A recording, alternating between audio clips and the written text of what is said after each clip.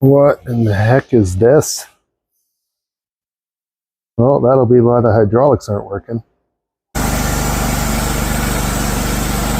Welcome back to part 2 of getting this sawmill up and running after 10 years. We do have a Bluetooth microphone this time, so it's going to make it a lot easier to hear me. I know in the last video a lot of it was kind of garbly and whatnot, but there is a lot of information packed in these videos to help you out along the way. Most of the information with these Lt40s goes from one to the next, so if you can watch this, you may learn something and help you out in a jam. The biggest thing we're going to do today is get into hydraulics, because we haven't even touched them yet. In the last video, we did engine, we did electrical diagnostics and troubleshooting.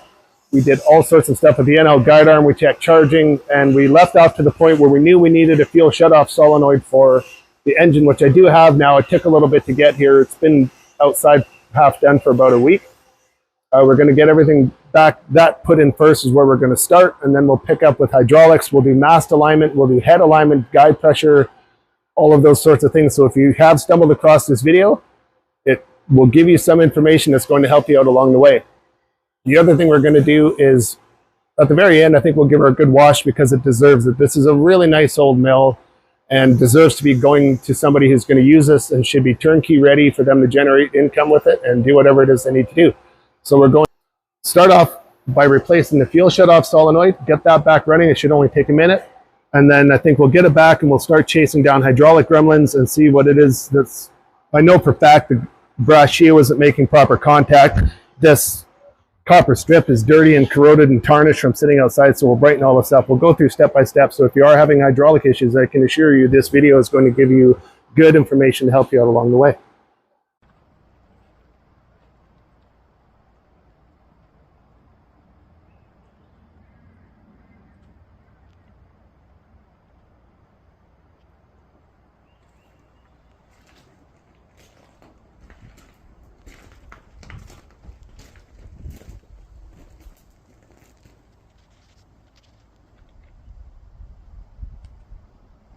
I'm going to start off by taking this off and removing the fuel shutoff solenoid, and we'll get the 2 screws out of there, replace this, and assemble the new one and get it ready to put in. Old one, new one. You can see the other one where it was all corroded and missing on the end. That's why the engine would continue to run even when you shut it off, because that plunger wasn't creating a tight seal. So now we got our new one, new end cap, new O-rings, new everything all else. So this should 100% fix our problem. New shutoff solenoid is installed. As you see, we'll ground it out. You can see she's working. We'll reinstall it and see if she's creating a proper seal.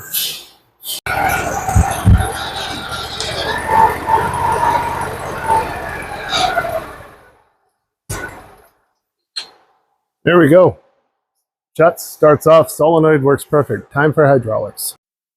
All right, so when it comes to diagnosing hydraulics, we're going to go through this in a little bit of detailed greatness here, because number one, first and foremost, if you're calling your Wood-Mizer rep or having hydraulic issues, the first thing you would hopefully do is make sure you've got yourself a multimeter or at least a test light before you even make that call. The third thing that's going to happen is we're going to make sure, we've already been through this in a previous video, we know we've got power coming from the battery through the fuses. The hydraulic solenoid is coming on. We've got power through you should have a 150 and a, hold on. You should have a 150 and a 225 amp fuse in behind this box. We went through this in the last video. We know we have power all the way through and everything's good. The 225 is what runs your hydraulic system. The 150 fuse is what sends power up through to your console and for the electronics for everything all else. So the 225 one, when you're dealing with hydraulics, is the one that we want to check and make sure we have power going through. On the other side of that fuse is this lead, which goes right to it. So that's sending power all the way through to here to the brass shoe. I don't know if I can get you to see that, but there's a little brass shoe right there, just in behind here. It's mounted to the other side of this cable. And if you reach in behind and push on it, you can see these shouldered bolts right here. See how they move in and out? When this brass shoe comes onto your copper rail, you should see the heads of these bolts move out about 1/8 of an inch. Now in this instance, when I first started on it, you could bring the head back onto the copper strip and they weren't moving out. So this needed to be grab a 9/16 wrench, put it on these 2 carriage bolts, loosen them off. You don't have to take them right out, just loosen them off, and then tap right here until this moves in about 1/8 of an inch, tighten these back up. Now, when we bring the head back onto the copper strip, I'll see if I can do this. You can grab it and pull the head. You should see that head of that bolt has moved out about 1/8 of an inch. I'll push this off. See, you can see it go back in. That means now that this brass shoe is making positive contact pressure onto this copper strip. So what you would do normally when you're trying to figure out what the problem is grab your multimeter, put it on the back side, touch the positive lead of your multimeter on this brass shoe, ground the other side out to wherever you can find a good ground, and you should be registering 12 volts at this brass shoe. If you're not, you would go back and check it back to your fuse and see it's always where's the last place you had 12 volts. Check your battery, check it at the terminals, and then check it on the clamps. Make sure you've got 12 volts going all the way through. Then go through the 225 amp, or if you have a super hydraulic, it'll be double, so it'll be a 450. Power in, yes. Power out, yes. Power to the shoe, yes. If you have power there, then that end of things is good. Then you bring the head back onto the copper strip and then check for power on the strip. So once you have 12 volts on the rail, in this instance, you can see from sitting for so many years, it's all tarnished. We literally weren't registering 12 volts even after we had made positive pressure. So we removed a little bit of emery cloth and shined this up a little bit. Now we know we have 12 volts all the way through the copper strip. And is going to, in this instance, being a single hydraulic, there's only one lead that's going to the hydraulic solenoid. So once we know we have power here, then we have to get into the box. So that main power lead goes to one side of your solenoid. So the next place to check after everything we just discussed, you want to make sure that this lead here has 12 volts. Then we have to activate the hydraulics, which will send power through here, and then click the solenoid together on the inside, bridging this gap and sending 12 volts from here out to the hydraulic motor. You'll see the heavy lead underneath. So then you would check for power at that lead. Now at some point during your diagnostics, you're going to find out that they're going to find the spot where you don't have 12 volts. And that usually is going to pinpoint it and isolate your issue where it's at. So then once you figure out, yes, I've got power to here, but it's not coming out of here, the next place to check is going to be that you're getting power to the smaller terminals on the solenoid, which will be activated every time you move one of the joystick levers. On the hydraulics themselves, your main valve bank is down below. We've removed the side panel and the top panel first, then the side panel, just to get easier access to this little micro switch. It doesn't matter which valve you operate. This one is sticky and gummy. We're going to have to go through this. This actually looks like this micro switch was bad because when I took this apart, it wasn't even hooked up. And it looks to me like he's got some button here that he would have had to have manually activated to energize the solenoid to send power to the pump. So we're going to have to replace all of that. So anyways, when you're checking for your diagnosis on your hydraulics, if everything else is checked out so far, you have to take these 2 leads coming from this little micro switch. There'll be 2 leads. The way to check this is to check for continuity through these 2 wires when you manually activate this little push button clicker here. That completes the circuit to energize the solenoid, which then connects, sends power out to the pump. So when you're checking for this, you want to check for continuity through these 2 wires when this is activated. This one currently has nothing, so the micro switch itself is shot. So from there, we can go on. So the way this system works is very, very simple. Doesn't matter which lever you activate on the outside here, it moves all of these buttons, valve assembly here, it moves them up or down, and then that in turn activates this rocker switch, which sends power to the solenoid. Now in this instance, you can see he replaced it with that little homemade buttony thing there just so that this is completely broken. It's not even making contact. The little spring in here is gone, which should have this up, making contact with this lever. So every time this comes down, I'll try and isolate this so you can see it. Whether you're going down or going up, it should be sending power to the solenoid through this little micro switch. And then depending on which lever is open, the fluid just takes the path of least resistance. So it automatically turns the pump on whenever this is activated, and then whichever valve you're opening or closing will send power out to its specific functions. So if you want to know, is sometimes it's just a matter of loosening off this little set screw up top here, angling this down a little bit because it's not fully depressing this micro switch in order to turn the hydraulic pump on. So if you want to know, you can take the side panel off, and if you can click this down with your thumb and your hydraulics activate, but it's not doing anything when you use the valves, then it's just could be a matter of just adjusting, loosening off that set screw, bringing this down a little bit more until every time you activate one of these, you can hear this little micro switch click, letting you know that it's completing the circuit, and in turn turning on the hydraulic pump motor. Now, if you're going through all of this and everything's checking out, but what happens, you'll see that you're getting power in, but there's, hold on a second, let me get repositioned. If you're getting power in, but you're clicking it, you can hear everything's going through and working, but there's no power coming out, then it's just a matter that this solenoid is shot. It's just, it can only click on and off so many times, and after usually anywhere from about 1,500 to 2,000 hours, sometimes you get more, sometimes you get less. But that's just like a starter in a vehicle, making contact all the time. Sooner or later, it's going to fail. So like I said, when you're troubleshooting hydraulics, it's always find the last place you had 12 volts. So if we've gone through all of the steps that we've talked about previously, you've got power up to here, but you've got no power coming out when you activate everything. We know the switch and everything is working good. Then it could just be a matter of a bad solenoid. Now, if you had power coming out when we activated, we've got full 12 volts coming out, then you would check for 12 volts right at the main contact to the hydraulics. And then if you get 12 volts here, but the pump still isn't spinning, or if it sounds like your hydraulics are really slow, it could just be that the brushes on the inside of the motor are gone, in which case you can usually just get away with taking off these two bolts on the back side, that one right there, and the one that's opposite.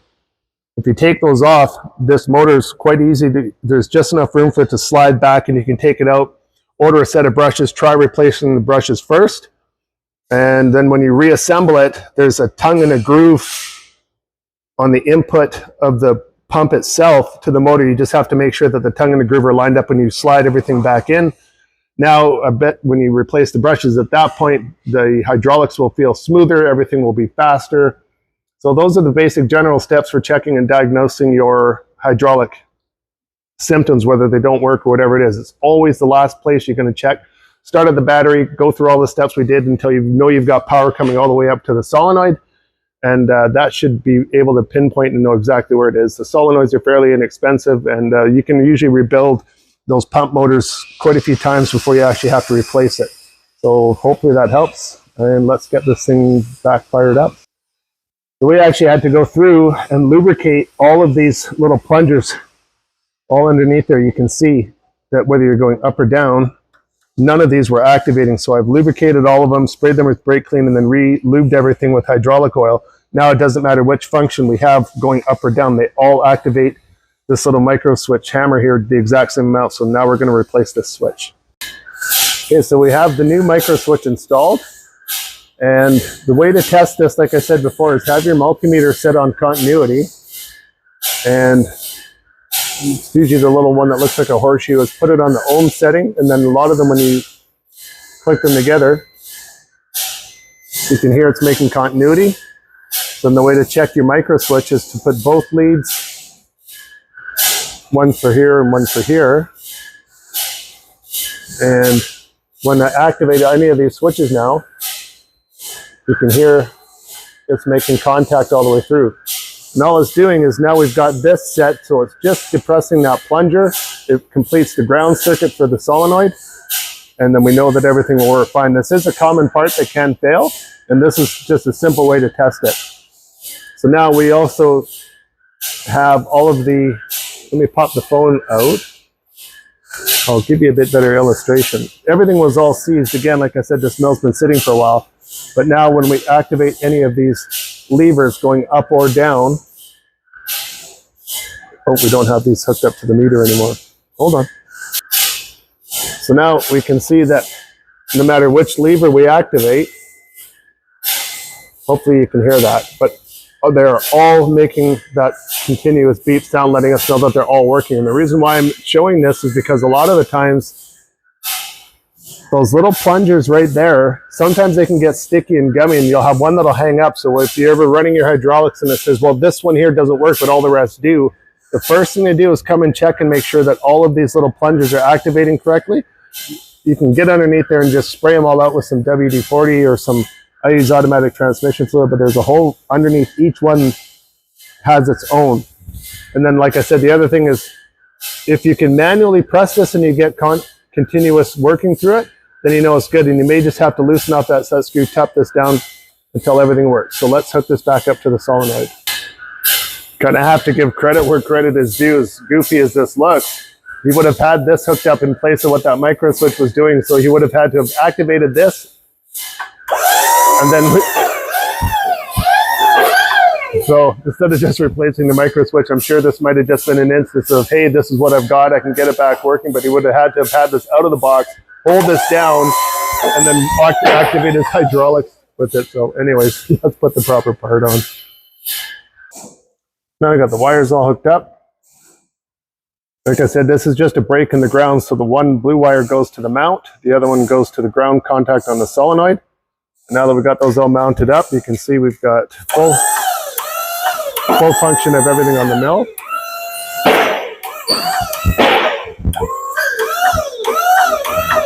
Something as simple as that makes all the difference in the world. So yep, everything else is good. I guess we'll figure out what we're going to carry on to, probably alignment after this. Okay, so as you can see, we've got the copper strip all shined up all the way along. And I know we covered this before, but a little bit easier to illustrate now. When I bring the head back, you will see this copper or the brass shoe come onto the copper contact, and watch those heads pop out.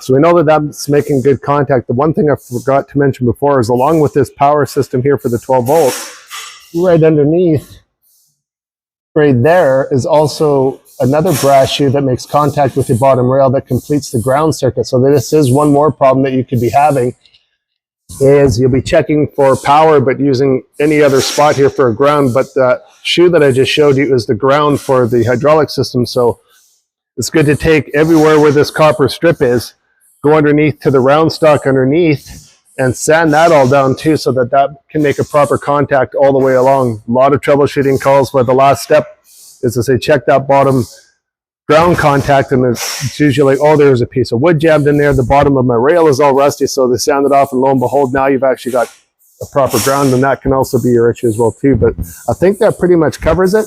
If you have any questions or anything else that I haven't covered here in this video, if you got a question about something, leave in the comments, I'll get to it, but I kind of over explain everything anyways, so hopefully we've covered it. So that should be, in a roundabout way, everything to do with your hydraulics. Let's get a band on this thing and start doing some aligning. Here's another little quick tip. If you notice that you're running out of space on your hydraulic tensioner, by the time you get in there and really crank it up, you only got a few threads left. You want to know an easy way to add fluid to it? Here's how I do it. It may not be the right way, definitely not the wrong way, but this is how I do it, and it works every time. In here, you'll just spin this in until you see this little shaft start to stick out enough that you can grab it with a pair of pliers. Leave it there. You want to pull this out all the way so that it's not in your way. Then back this out substantially. Because this is all what you're going to buy for space to tighten it up afterwards. Once you have it like this, now you're going to want to remove this little fill cap in the back here. Now we've got this cap out, and if you look inside of that hole, we'll spin you around here in a minute. If you look inside that hole, the fluid level will be right up to the top. But if you grab a standard set of slip joint pliers, reach through, grab gently onto this shaft, spin it, and push out at the same time, as this ram goes out, you're going to see this fluid level drop way down. So now that we're out quite a ways, get you over just a little bit more. We've moved this out substantially. This is going to create a void in here, which with that cap off now, we'll get in here and fill this back up with ATF.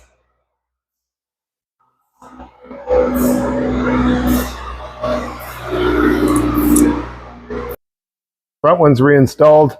We also pulled the cap off the back one here, and while that ram is still extended out, fill this side back up too, because we've created a void on both sides. Fill the cap back in.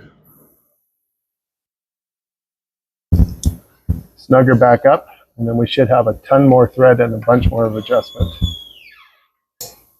Then when you've got it all filled and the caps back in, push this in, collapse it all back, and now you can see we haven't adjusted this. Now the second we start turning this in, we should start to see it move the ram out.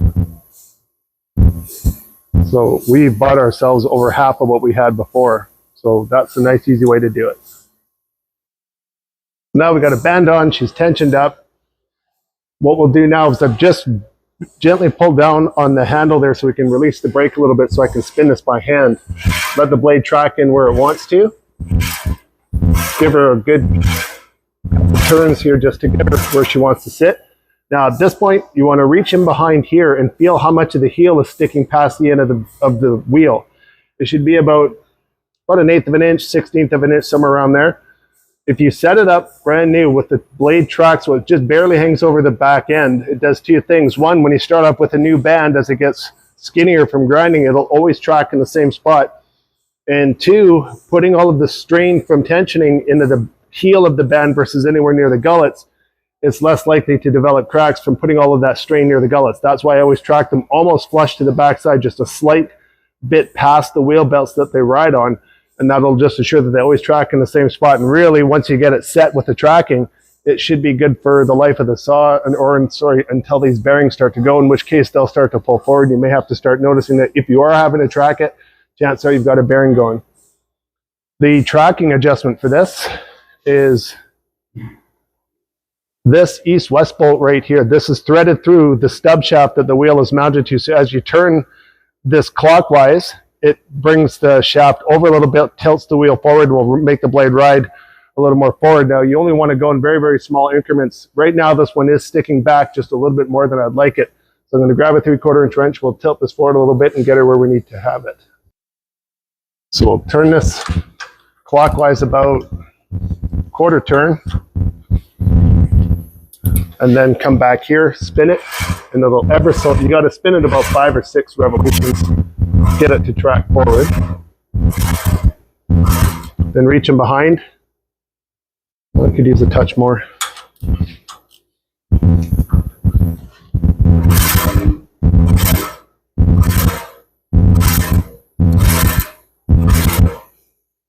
Perfect.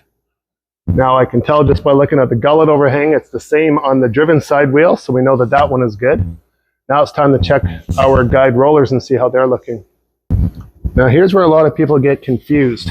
A lot of band saws, may have a bearing that runs on the back side of the band to keep it from moving back. This does not apply to the flange that is located on the back of your guide rollers. You can see that there's a small gap there right now, but that should really be about 1/8 of an inch. It should almost sit the heel of the band when you're looking at it from underneath. The heel of that band should be riding right on the edge of this last rib. You'd want to see about that much gap between it. So as this blade gets dull and you're sawing and you're going into the log, it has room to move back. If it's already rubbing on this back flange, what'll happen is as this flange is going around, it's rubbing on the back side of this blade and will actually case harden it. If you ever run your fingers over and you feel a little mushroomed over edge, it's going to case harden that steel. And if you notice, if you are breaking bands, if the backs are coming from the back of the saw up, like when it's inevitably broken, bring it over, bend it in the sunlight or any kind of light, and look and see if the cracks are coming from the back. Chances are it's because this has been rubbing on this back flange. It needs to sit right about here.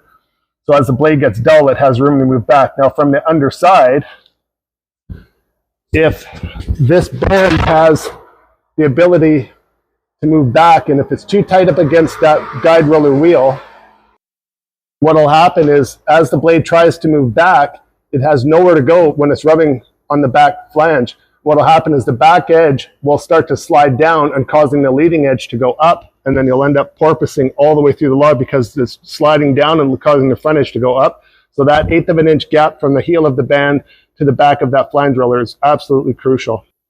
So to make that adjustment, we're going to loosen one bottom and one side. If you only loosen 2 of these, then the other 2 will stay where they need to be, and when you tighten it back up, you won't lose your guide alignment. So just loosen one side, one bottom. We'll slide this back about 1/8 of an inch, tighten it back up, and see how it looks. So we've got this all tracked in now. You can see the gap that we have between the heel of the band and that flange. It's the same on both sides. Really, really easy adjustment, and that's just going to ensure longevity of blade life and ease of cutting, and everyone will win if you do this. So if you got one of these with your mill and then you don't know what it is, or those of you that know, this is for checking blade being parallel to the bed to give it its best chance to cut properly. Now, this is how I've always done it. Even prior to working here, I ran sawmills for many, many years, and I just found this to be the quickest, easiest way to check for the blade being where it needs to be. Park it over top of the first 2 fixed bed rails. Pick a small number, something around like 5 inches or so, just so that you don't have a million miles of tape sticking out. Once it's parked in between the 2 fixed bed rails, put a level underneath it, not for leveling purposes, but just so that when we slide the alignment tool on as close as we can to this idle side guide roller being maxed all the way out, parallel this up underneath it, and then we'll measure from here to there, and then we'll check and see if the front leading edge of this tool is the same. That'll tell us if our blade is starting off going into the log uphill or downhill, but you want it absolutely parallel. This should be a bit better view for you to see what's going on. So now we've got this clipped on. We can measure this side here. We are 2 5/8. And then when we go up front, you can see she is 2 3/4, so we're 1/8 of an inch high. So because we're high, we're going to loosen the top bolt and tighten the bottom one, which will pivot this down. We'll just do small increments, double check it until the measurement is the exact same. Grab our tape measure. So we are pretty much halfway between 5/8 and 3/4, 11/16. And exactly the same on the front. So it's that simple. So now that we've got that parallel, we'll lock the jam nuts down, and we'll do the exact same process on the other side, and they should all be the exact same. Same thing, other side. Got everything set up and slid over. We are 2 11/16. 2 and just a hair high. We'll just tilt that down a little tiny bit. We're talking just a bare minimum amount. Tighten that one up. And that now ensures me that this blade is 100% parallel to how the deck is. That's the easiest way to do it. The next video I do is just going to be a shorter one on removing the guides, getting the mast parallel to the bed, and we'll go through the whole thing. I don't really have time to do that right now, but this is the gist of a really quick alignment. If you want to check this weekly, it's advised to do so just to make sure that everything's relative. As the guide rollers wear, you may have to adjust for it, but this is something you would do probably once a week if you're running full time. And now we'll lock up all the jam nuts, and I think we'll try and fire this up. One last thing we're going to do is just double check that this guide roller arm is actually traveling parallel, that it's not running uphill or downhill. The way to do that is just to pull the head back a little bit. I measure right from the back of this guide mount down to the bed. So in this instance, we've got 5 7/16. And we'll drive it in all the way in.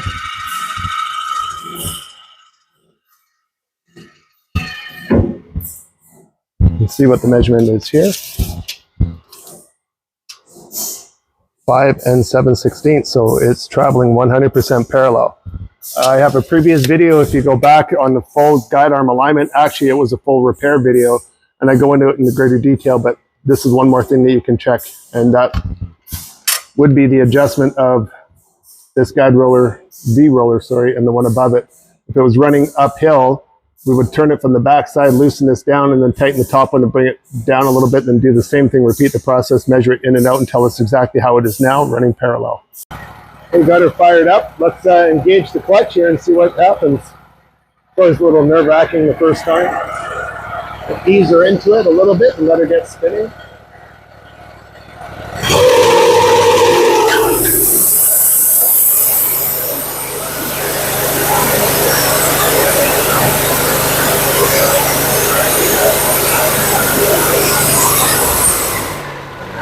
It looks really good.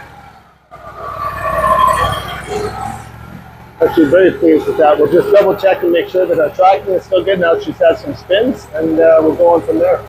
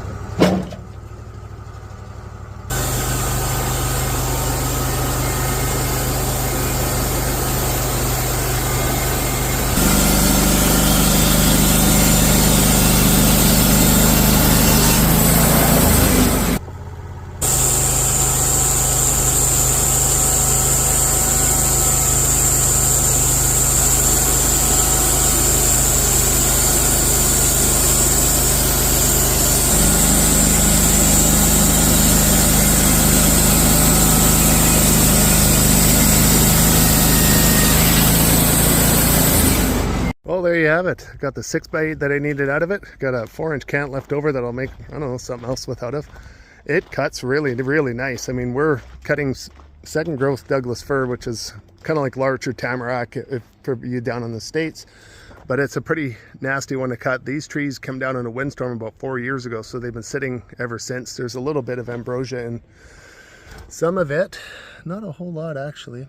But yeah, they've been sitting for years. So anyways, they're good test logs. Got a little pitch coming out of them. But all in all, I'm very happy with how it cuts. Couldn't be actually any more pleased with it for what it is. We're kind of maxing out that 25 horsepower as much as it's going to give for a log of this nature. I mean, you throw a cedar on here, it'll cut a lot faster. But either way, I'm happy with it. It cuts very good, extremely true. No dips or waves or anything else. Everything is working phenomenal. The lube system I threw on last night, the earlier part of the cutting of this video, you could see that it was, you could hear the alternator belt slipping on it. So went through, readjusted that. Everything else works phenomenal. It's charging. I've already got 2 people interested in this mill. Be interesting to see how it plays out. But it's a very, very nice mill for somebody who's going to get it and will be turnkey ready. Hopefully you learned something from this. I know there's a lot of information crammed into it, but hopefully there's something that you can learn. I'm always of the mind that I can learn something versus thinking I know everything. So if you learn something, leave it a like. And if you have any video ideas that you'd like to have covered, let me know and I'll try and do it for next time. For watching, and I really appreciate it. And we'll see you on the next one. Have a good one. This squirrel is just tormenting Henry. In and out of there, just harassing him. Frankie doesn't care.